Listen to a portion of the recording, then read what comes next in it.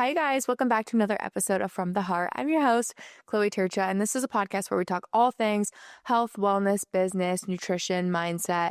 And today we're going to be talking about my 10 ways to get yourself out of a rut. I have been in a deep rut with the gym recently. I've shared this a little bit on previous episodes, and I finally reached my breakthrough. My spark is back in the gym, and it really ignited this idea for the episode today because I've also went through work ruts. I've went through relationship ruts. I went through ruts with my faith. Like we go through little lulls, little valleys, ruts is what I'm calling them for this episode. And they're hard and they're tough, but there's definitely tools and tactics you can utilize to kind of dig yourself out of that, and at least make the valley a little less miserable. And I just don't want you to be stuck in a rut for too long because I think it can really affect you. It personally affected me being in a gym rut for probably the last, honestly, since I moved into this apartment, which was in August, and now it's March. So that's a lot of months. That's like, what, 8 months? Yeah, 8 months, which that's crazy. Means my lease is up in 4. I'm not ready to move again. But it's been really hard because truly the gym was my passion and I found a lot of purpose in the gym. I felt it was very fulfilling. I was able to better myself, but then I was also able to utilize it to help better other people. And when I wasn't even excited about going, I'm like, what is going on? Like this used to be my jam, my favorite part of my day. And it wasn't. And so I honestly took note of a lot of these steps, utilized them. And today, I had one of my best workouts I've had in so long. And it felt just so good to be back in the gym, to feel like myself again. And honestly, too, it's like this really was heavy on me today in the car after my workout, because I think before I found a lot of my purpose in the gym, and I think maybe the Lord kind of stripped that away from me for a few months to make me reflect and be like, okay, what truly is Chloe passionate about? What brings Chloe fulfillment? And I think he wanted me to rely on him for a lot of my purpose and a lot of my joy and a lot of my fulfillment. And I truly did that. And so I don't want you guys to think that the gym is replacing that. I think he just stripped me away until I clearly saw that and understood that. And then he kind of gave me my spark back. So I always like to kind of ask myself those questions too when I'm going through a rut. Kind of like, Lord, why are we doing this? What's the purpose? Because everything is purposeful and there can be a lesson within everything. And so it's like when you're going through a struggle, when you're going through a low, it's just a story being written and the story being wrote that you can share with others. It's kind of like a part of a testimony. I think a lot of times in business and professional careers, especially when you're self-employed, it can be so hard. You can have a really great month and you can have a really bad month, or you can have a really bad year. You can have a really bad few years. It can be very taxing and it can be very heavy and hard and stressful. And it can make you question everything. And it affects you as a person. It affects the way you show up, because a lot of times we put our entire purpose into our careers, into what we do. And so I had to surrender my career, and that was really scary. I did that a few months ago, but since then, I think it's brought back so much freshness to my content, and I feel like it's allowed me to really dig deep into the purpose of my content and to bring true value to you guys. And it really allowed me to remove a lot of the egotistical, the prideful content, the content that was just self-seeking, just made me look good, made me feel good. But it wasn't really doing anything for the people scrolling and seeing it on their feed. And so if you guys have noticed a change on my pages, on my TikTok and on my Instagram, mainly Instagram, because I think that's where the most value can be created. I feel like I put the most thought into that. TikTok's kind of just, I open my camera and I film whatever is in the moment. It's way less scripted and pre-planned. Instagram's much more planned and organized and edited. Not that it's not authentic, but it's I have a vision for the post I want to post the day before. I'll film a whole morning routine, or I'll film a whole what I eat in a day. I don't adjust that to filter it for the social media. It's just it's pre-thought out, if that makes sense, because I'm how can I bring value? And so I can show you guys what I eat in a day as someone who's eating whole food based, to give you some meal inspo, or I show you guys my morning routines because I truly think I have my morning routine on lock and I feel so good and I'm loving it and it's helping me thrive. And so I want to give you guys inspo on that, or just little workouts or little fun ideas.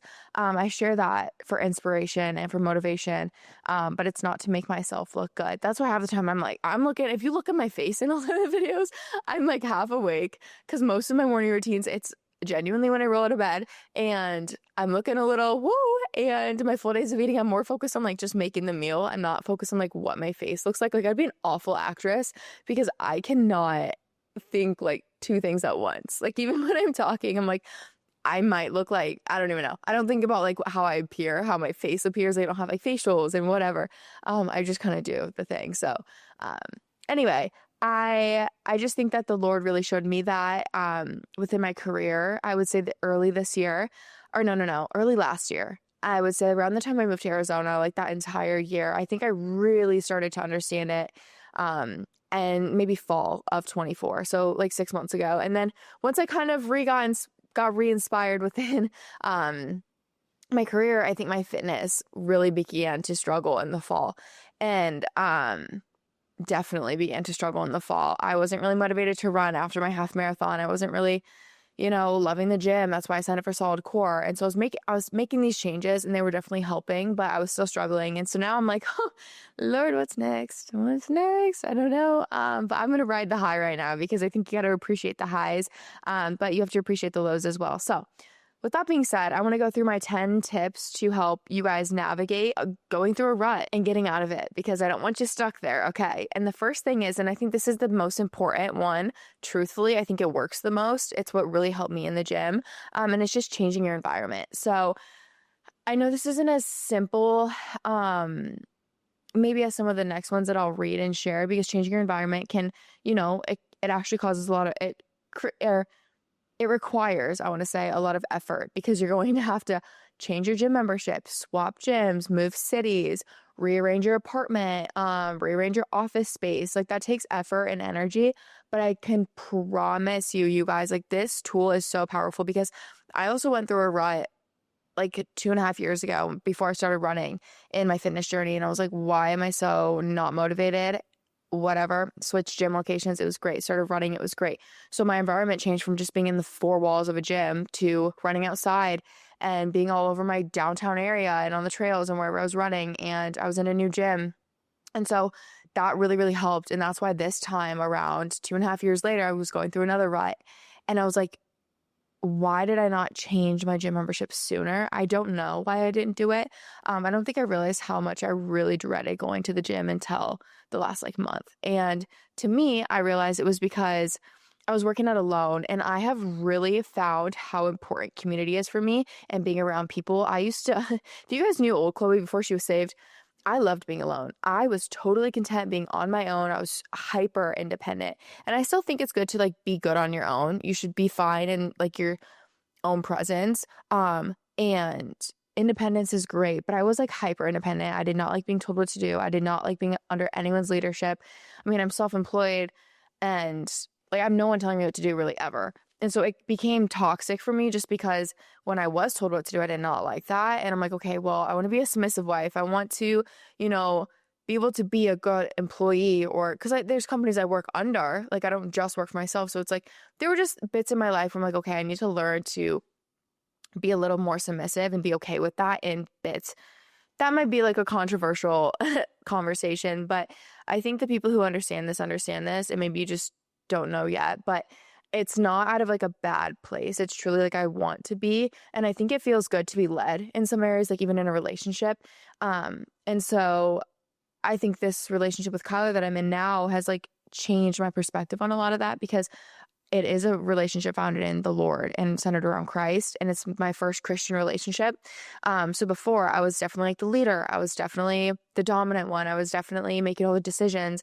And it caused a lot of issues. And now it makes sense now, because I felt the pressure of always having to, I think, play both roles. And that wasn't to fault anyone else. I think it was also too, I kind of did that myself. I walked into those shoes myself, but I was also placed there in some situations. And so, being in the relationship now, it's so relieving to just be able to sit back and just allow the man to lead and make some decisions, because I'm not wired to have to make every decision. And even in business, it's hard being self-employed. It's nice to have a team now with Alora, my girls, Maddie and Kayla, and then we have a fourth partner, Keith, and it's so nice to just be able to get advice from them, or to hear them out, and have them help navigate my decisions. It's hard to do things alone all the time. And so for me, I was why am I going to the gym alone? I could be going with my friends. And before this, right when I moved to Arizona, I was working out with my brother all the time. We'd go to the gym together. We wouldn't like train exactly together. Sometimes we would, but we'd at least be in the presence of each other at the gym.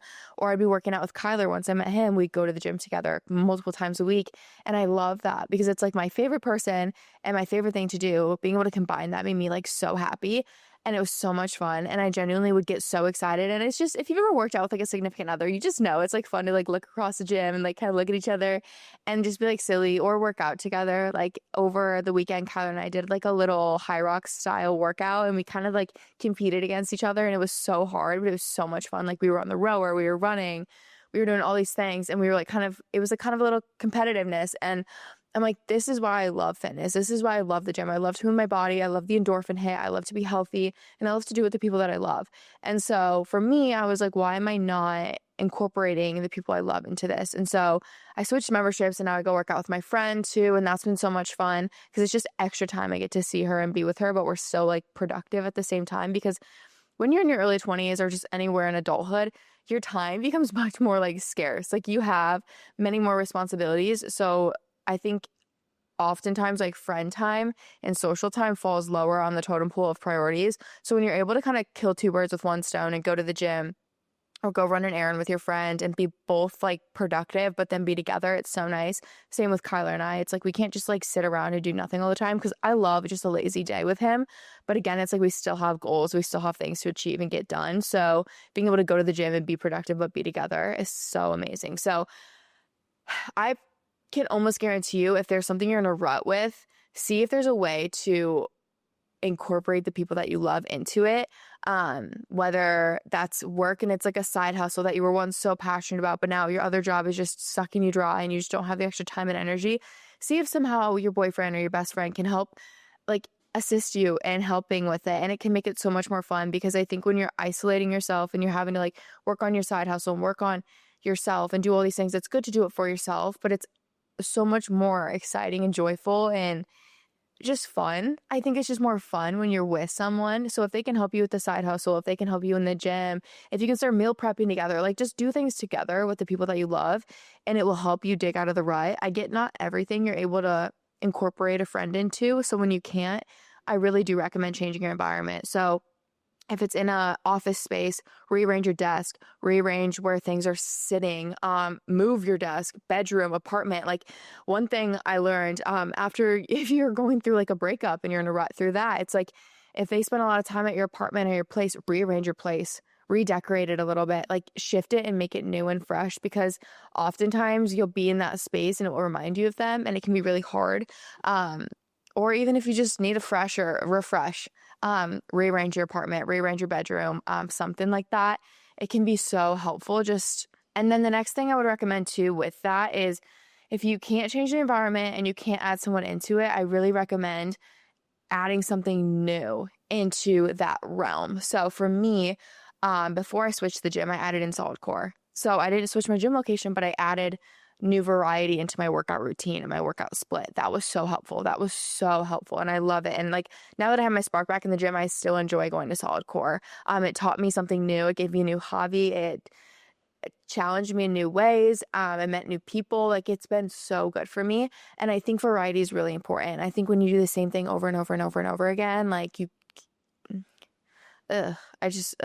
anyway, but if it's in work, even if you can, maybe take on a new task or delegate something differently. Or for me, with what I do, it's like I started a second podcast with Emma. It's like I'm adding to my plate, but it's more exciting. It gets me more fired up. I'm more passionate about it because sometimes we can lose the passion of the things that we're doing. But if we can add in something we're more passionate about, I think it creates a new drive within us. And too, sometimes the more busy I am, the more productive I am. When I don't have enough going on, I can tend to be kind of lazy and stretch things out too far. So like when I have a lot to get done, I'll get it done. And I like that. I thrive off of that. So keep that in mind. But that brings me to number 2. That was long story long. Anyway, the next 9 will not be that long because that was really my main tip. And I think it's so helpful. And I really, really recommend trying that. Like I said, add someone you love into it, rearrange, change the environment, or add something new into whatever you have a rut within. Okay. Number 2 is break your routines up with micro habits. So this is more centered around if you're just in a rut, like with your day to day. And you're just like in the morning when your alarm goes off and you're just like not excited to get out of bed. That's a tough place to be. That's really tough. And it makes me sad for those people because I've been there. And that's just like was kind of during my darker times and more difficult times. I feel like even when I'm in my luteal phase and I'm more like emotional and sad and hormonal, whatever, it's harder to get out of bed. So if you can kind of break up a routine, like your morning routine, into little mini micro routines and micro habits, it can make the whole morning seem much more manageable and doable, rather than being like, oh my gosh, or even like your day, even if you're looking at your whole day and you just know you have quite a loaded day and it's like, Lord, like like help me. Like this is like, you just don't have that motivation to hop out of bed because it's just like daunting. Create breaks into your day, create little micro habits and make it little bits that you can like check off rather than like this whole long, like for me, one thing I learned, I've been going to coffee shops a lot. Right now I haven't, because I haven't had a car. If you guys listened to last week, still looking for a car, but I haven't had a car, so I've been working from home. But when I was going to the coffee shops, I'd be there from like, give or take like 9 o'clock to like 4 or 5, which again, it's a 9 to 5, but like I would just sit in the same spot. I don't know how people do that. If you do that, that's crazy to me because I'll sit there for like those 8 hours and not move, but it's just daunting walking in those doors. And I'm like, oh Lord, I got to do this again tomorrow, and that's a really hard thing. So I've learned to like break it up, and I would break it up into small little bits. So I kind of refer to like time blocking a lot. And I think this is really helpful. So I would block off the first 2 hours for, like high priority number one things I needed to do. So this was emails, this was turning in deliverables, this was finishing edits, anything that was like time permit required, needed, done. First 2 hours of my day, they're the freshest in my mind, most important. The next 2 hours were meetings. I would schedule all my meetings. I'd be on all my calls those days or those hours. And then so it's like, okay, I have a break from the to-dos, like the priority to-dos, then I'm on a call, kind of revive me, something fresh and new. And then at the end, I would do all my small edits with kind of the rest of my brain power. And it made it seem less daunting because it was like I could give all I could for my priorities. And then my calls were much more like chill. I feel like they required less brain power. And then at the end, it was like whatever I had left to give, I would give in my edits. So if you can somehow break up the times in the days into like little chunks and kind of block them out, it can make it much more exciting. And two, it kind of gives you like a time window of being like, okay, like I have 2 hours to give what I got and then I'm done. I don't know, something in your brain, I think creates more of a drive because it's not like, oh, I just got to do this until I'm done. It could take me 8 hours, it could take me 16, it could take me 20 minutes. I don't know. I think when you have like a set time, it really, really helps with like the motivation aspect of that. And then to break up your routine, another thing you could try to do, if you just dread like getting up and getting ready for work and going to work, like your morning routine isn't something you love, I recommend like rearranging the order. So that might kind of sound silly, but if you always get up, have your coffee, read your book and Bible, I'm just going through what mine is. And then I usually change, I don't make my bed first thing, but maybe like, okay, I'm getting ahead of myself. So then I'll like change, I'll like do all those things. And then I'll eat something and then I'll like head out the door. But maybe you need to rearrange it. And it's like, okay, maybe I need to make my bed. I need to prime myself and get into my like work clothes. I need to get into my gym clothes, like get me mentally ready. And then I'll read my Bible and my book. And then I'll have like just switch up the order to kind of like shock your system, shock your brain, make you think it's not just like subconscious, like conscious movements, because sometimes you just like move through the day and you don't even realize what you're doing because it's just like you're just like on autopilot. I think that's when things can get very like dull and non-exciting.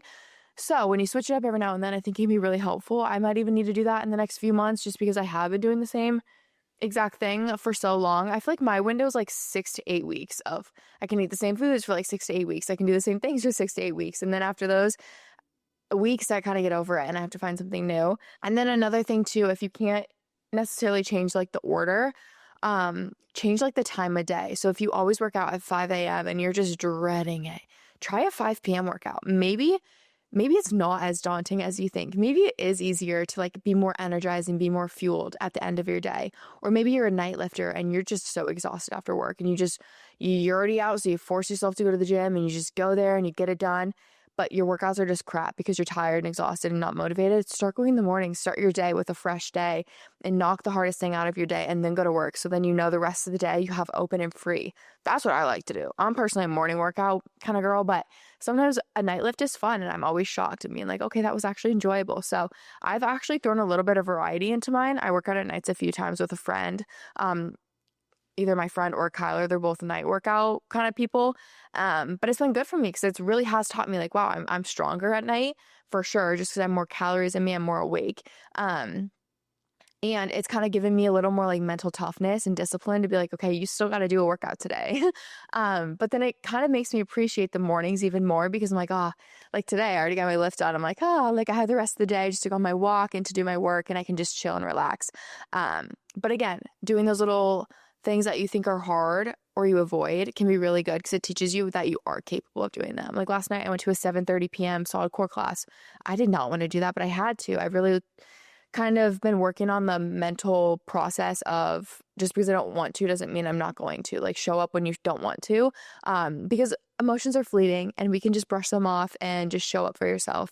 That's a whole topic for another day. But number 3 is to set short-term achievable goals. So if you're feeling like you're in a rut in the gym, set a little mini goal, set a little like 8-week goal. I did this for running. I did this within the Run app. I talk about this all the time, but genuinely love it so much. I can't not talk about it. And it was so fun because every single week I was noticing I was getting faster. I was getting more in shape. It gave me like kind of a bit of accountability because I had to show up and do the run and do the workout because just in me, I feel so guilty if I skip a workout that's like programmed. I can't like go through the week without doing it. So that was really helpful. And it was like a little mini goal at the end of the 8 weeks. I like accomplished something and had something to work for. Again, you could sign up for a race. You could train for a half marathon. You could train for a competition of some sort, start high rocks, like find something to, have a mini goal to work towards. Or for work, set time goals, being like, you know what, I want to devote an hour of my day every single day to researching some info on a new topic for your business. Or I want to spend an hour a day working on my side hustle that I never make time for because I'm always prioritizing my full-time job.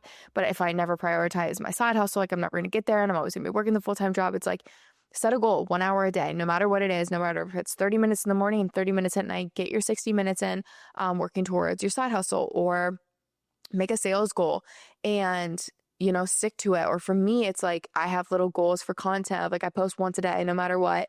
And then 2, it's like I have little, I don't want to share specifics, but I have like little mini goals that I like keep in mind and they're really helpful. And number 4 is to mix up your routine. I kind of touched on this already, but again, I just want to reiterate, like create a new morning routine. Create a new night routine. There's so much content, you guys. We have so much access to seeing people's routines. I love it. Like those videos do so well for so many creators. Some girls are just like routine creators. Most blew up from that. But it's like utilize theirs because what they're doing probably works. If they're doing it every single day, they enjoy it. So like take bits and pieces from other creators and being like, oh, I might kind of like that. Oh, that's kind of smart. Oh, she does this while she does this. That makes time. That saves time. That makes sense. That saves time. Like they do red light while they're walking on the treadmill to warm up. Like whatever it may be, they're killing 2 birds with 1 stone. Habit stacking is huge. Switch up your gym split. So maybe you don't want to change the gym you go to because you love it. You can't change the time because you have obligations. Change your split. If every Monday you're hitting legs, every Tuesday you're hitting pull, every Wednesday you're running, every Thursday you're hitting legs, every Friday is full body, and you're sick of it, switch it up. Start doing like push pull legs, or start doing like anterior posterior hybrid style. Like there's different types of splits you can do. Maybe start running twice a week instead of once a week. Like switch it up. Variety is so good. And then 2, even for me, like being self-employed, I have like a days that I typically do stuff. So like my Monday is my heavy computer editing programming day. Tuesday is usually recording for podcasts, and then it's filming. I do a lot of like my full days of eating on Tuesdays, or I'll film a morning routine on Tuesdays, or I'll vlog on Tuesdays, or I'll create a recipe. It's a creative filming type day. And then Wednesday is another podcasting day and more edits. And then Thursday is it's all editing. It's all editing and meetings. And then Friday is kind of my catch-all. So I have like certain themes to each day, but once I get sick of it, like I might just switch it up and start podcasting on a different day or start recording on a different, rearrange the order of your days, just something to like spice it up, Moving on to number 5 is find an accountability partner. This is so big. This again kind of pulls back to just like being a community and having people around, I think is really helpful. But again, it can be so beneficial to have someone to share your goals with. So I always share my goals. Kyle and I talk about our goals together a lot because we are each other's accountability partner, like in a respectful, loving way. If we know someone's goal and they're doing a habit that's contradicting to their goals, we can kind of be like, okay, like, hey, I know this really is important to you. I just want to like point out, like maybe it can be hard calling people out, but if you set an accountability, it's easier because it's like they wanted you to call them out. But if if they haven't asked you to do that, I don't recommend telling people what they're doing wrong. I think asking deeper questions and asking a question of being like, like why are you choosing to do that right now? Because then it makes them come to their own conclusion, and then they can make their own decisions based on their own reactions and thoughts rather than just being told what to do, because no one likes that. But I think it's so helpful to like share your goals with someone and be like, okay, hey, like I really want to run 3 times a week. And if I'm not, like call me out on it and like remind me of why I want to do this. Or like work wise, be like, yeah, it just, there's little things, it could be whatever, but have someone call you out. And then they can kind of check in periodically and be like, hey, how's the progress coming on that goal that you set? Like, are you moving the needle? Is it getting a little bit closer every day? And again, accountability partner can be in the gym. It can be a workout partner. You guys push each other. My workouts are always so much better with a friend because we do push each other and we get a little competitive, especially me and Kyler. That can be really helpful. And then, like I said, friendly competition, it can go a long way if you're a very competitive person like I am. I think it would have been really helpful for me in my running journey to have a running partner to hold me, one, accountable to showing up every day for the run, but then 2, it's like giving it my all and like pacing me and doing those things. So maybe in the future I'll find myself a little running partner. But number 6, if you're feeling like you're in a rut, it's really important to reassess your why. This is another thing I had to do kind of within my sorry, it's so windy, and then the thing over my oven like always tinks. So if you guys are hearing a tink, it's because somehow it's connected to the wind. I don't know, but it's so annoying. Anyway, but I always have to reassess my why, because sometimes we lose sight of our why because we just get into such a routine. It's just, like I said, you're kind of an autopilot. You're just doing the things and you forget the reason you're doing them. Even like working towards a goal, it's like you're running, but like, why are you running? Are you going to the gym? Why are you going to the gym? Like, what's your why?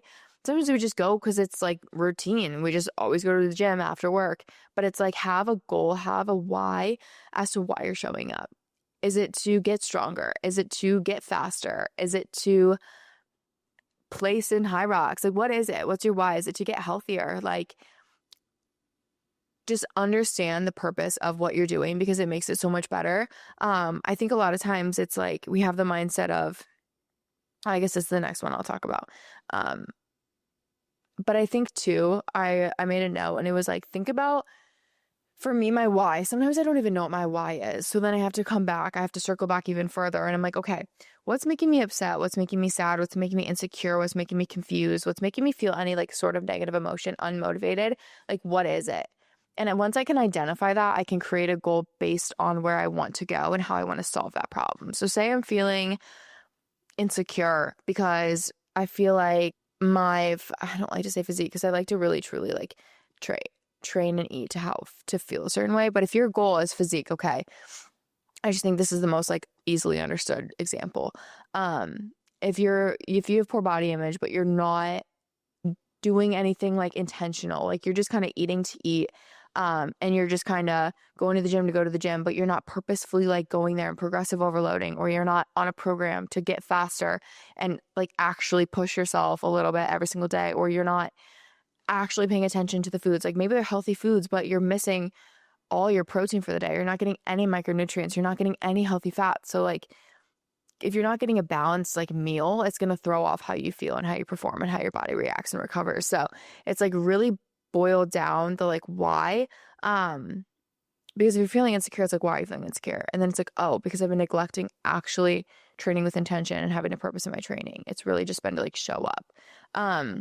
And again, like in my career, it's like I just got into such a routine of posting content every single day, but I felt like I was just kind of throwing content up there. It wasn't even really truly creatively thought through. And I didn't think there was a lot of value being brought for my community and for the people. And so I really was like, reassess, like, why am I posting and why do I want to post? And so that helped me kind of re-inspire myself and remotivate myself within work. And then number 7 is change your perspective. So this is what I was going to say in the last one. But it's often we have the mindset of, oh, we have to go. Like, oh, I have to go to the gym. I'm guilty of saying this all the time. And then I catch myself and I'm like, oop. But it's like, oh, I have to go to the gym. Oh, I have to eat whole foods. Like, I can't do that. But it's like, if once we rewire the thought process of being like, we get to do that, we get to move our body, we get to go to the gym, we get to eat these foods, it really does help. And I know you've heard this, but it really started to click and fully set in the other day for me. Like last night when I was going to solid core, like I did not want to go at 7 p.m., but I'm on 75 hard and I needed to get it in, and I'm traveling this weekend and I pay for 8 classes a month. So I'm like, I gotta go. Like, I gotta get a class in. And, but in my mind, I was like, I have to go. Like, I have to go. But I was like, Chloe, you get to go. You get to live close to a solid core. You get to have the financial ability to pay for a freaking expensive workout class. You get to be under like a dark environment, like dark blue lights, and it's kind of a vibe in there. It's like you get to push your body, you get to go exercise and work out. Like, this isn't always going to be an option for you. Like, I'm sure I'm going to move away from this apartment someday and I'm not going to be as close, or maybe I'm not going to want to, spend that much money a month on a workout class when I have a child and I have other bills to pay. It's like, I am blessed with the opportunity to even go to that. I'm like, they don't even have solid cores in Iowa. Like, I couldn't even go to one if I wanted to in Iowa. So it's like, understand how grateful you are to be given the opportunity. Or for like Whole Foods, it's like, yo, I get to eat foods that make me feel good. I get to eat foods that energize me and heal my body and recover and fuel me like properly. And it really does help. And it's like, I get to do the things to move me towards my goals. Like, I have the opportunity to do that, because I always think too, when I'm injured or when I'm sick, I always have goals. Like, I always have goals going on in my mind. And it's like, nothing's more frustrating than getting sick or getting injured and you physically can't go do the things you need to do to like reach your goals. Like, if I was on my 8-week running plan and then I got hurt and I couldn't run, I would be so upset, because I'd be like, dang, all my work and now I can't even go do it and, accomplish my goal. So I remind myself of that when I'm going to the gym. I'm like, dude, I get to do this. Like, I'm actually primed right now. I'm able and capable to do this workout. That's a blessing, because the day when I can't, I know I'm going to regret it. And so it's like, never take anything for granted.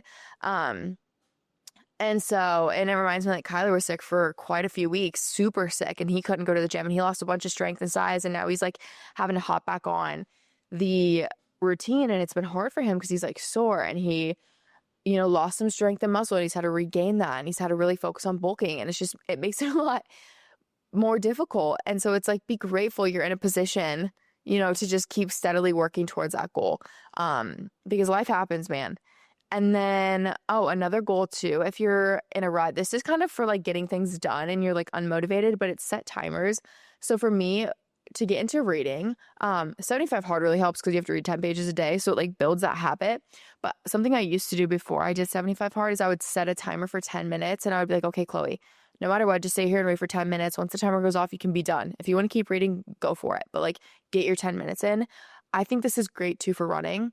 Set a 10-minute timer and be like, I'm gonna go run for 10 minutes. And if I'm hating my life and this run is not it, cut it, be done. Go to the gym for 10 minutes. And if you're not in the vibe, if you're not into the workout within 10 minutes, be done. But it's like, show up for 10 minutes, set a timer for 10 minutes and do it. Even if it's like a small task, like answering emails. Oh, I dread that. Sometimes I've never done this, but I should just like set a 5-minute timer and be like, okay, see how many emails you can do in 5 minutes. Just get 5 minutes done. And usually just starting builds like the momentum. Like, you get momentum going and you'll be able to like push through the rest. But if it's any sort of task that just seems daunting, like putting your laundry away or deep cleaning your apartment, it's like, set a 30-minute timer, set a 15-minute timer, and just get what you can done in that time. Because that in your mind seems so much more possible, and doable and manageable, and it's less daunting. And so if there is a task that you just really don't want to do, just set a timer. Number 9 is to keep your space tidy. This may seem funny because it really has nothing to do with being in a rut, but it really is helpful, because a clean space gives you like a clear and steady mind. It really does. It can be even therapeutic to clean. Utilize that to your advantage, but also it creates a sense of accomplishment. Like when you do tidy up, when you do clean, it's like, oh, I did this today. I feel good. Like I got something done. And you can visually see the results of it. It's not something you do and you don't get instant results. Cleaning is an instant result type thing. So like my countertop right now, I've got a lot going on. I have my Bible, my book, my coffee cup, my computer, my purse, a water bottle, an empty maple syrup container, some rags. Like if I clean this all off, looking over here, I'd be like, right now I'm like, ugh. And it's kind of creating a little bit of like subconscious anxiety. So after this, I'll probably literally just clean it off and I'll feel so accomplished and good. Little tidy things can be so helpful. And then number 10, bring it home, baby. It is to practice the 2-minute wins. So this is kind of similar to the timer thing, but this is super helpful and I have utilized this and this is really beneficial. But it's if there's a task in mind that takes 2 minutes or less and you think of it, don't put it off. Don't add it to the to-do list. Just get it done. So for me, this would be unloading the dishwasher. Honestly, like it may take a few more minutes than that, but in my mind, I'm like, oh, it's like a 2-minute task. Responding to an email, responding to a text, wiping down your counter, or taking your trash out. Like all of these things are 2 minutes or less. Get them done because if you don't, it just adds to the to-do list and it makes your day seem more daunting and more effort. And it really doesn't take a lot of effort. So it's like if you see something, like I need to pick that up. I need to do this. Oh, I need to text this person. Just do it in the moment because then you can just forget about it and it clears up the head space. Because a lot of times we clutter our head, we clutter our mind, and it can be really stressful because then the big things we have to do and all the other major things we have to do seem even harder because it's like we have all these things to get done. So if you can just like weed it out and clear out the to-do list and get all those little tasks done in the moment, it will help a lot. So I'm going to read through the list, the 10 things to help you get out of a rut real quick, just to recap the episode. Number 1, change your environment. Number 2 is break your routine with micro habits. Number 3 is set short-term achievable goals. Number 4 is to mix up your routine. Number 5 is to find an accountability partner. Number 6 is to reassess your why. Number 7 is to change your perspective. Number 8 is to set timers. Number 9 is to keep your space tidy. And number 10 is to practice the 2-minute wins. I highly encourage you guys all to incorporate one of these, if not all, into any area you're feeling a rut. Like I said, it could be career, it could be fitness, it could be just your day-to-day morning routine, it could be your day in general. Switch it up. Try one of these because they really do help me. And like I said, I've shared 2-3 examples of my fitness and my career, just having ruts and lulls, and they're really tough. And I just don't want you guys to like suffer through it. Or there are like tips and tricks to kind of help get through that and break that, because there's no better feeling than getting your spark back and getting your mojo back and getting your energy back. So anyway, that's all I have for this week. I love you guys so much, and we will chat next week. Bye, guys.